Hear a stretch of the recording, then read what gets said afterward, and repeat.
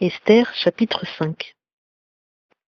Or le troisième jour, Esther se revêtit de son vêtement royal et se tint dans la cour intérieure de la maison du roi, au devant de la maison du roi.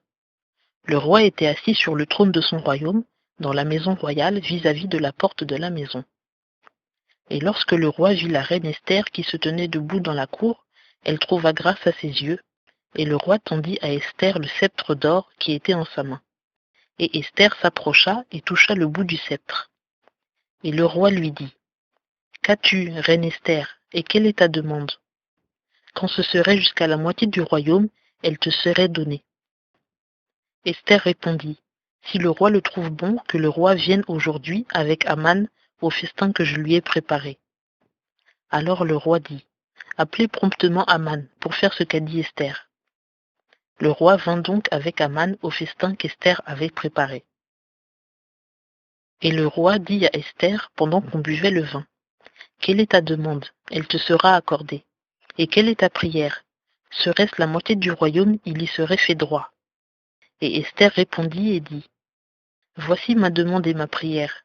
Si j'ai trouvé grâce devant le roi, et si le roi trouve bon de m'accorder ma demande, et de faire selon ma requête, que le roi et Aman viennent au festin que je leur préparerai, et demain je ferai selon la parole du roi. Or Aman sortit en ce jour-là joyeux et le cœur content. Mais lorsqu'il vit à la porte du roi Mardochée, qui ne se leva point et ne se remua point pour lui, il fut rempli de colère contre Mardochée. Toutefois Aman se contint, vint en sa maison et envoya chercher ses amis et Zeresh sa femme.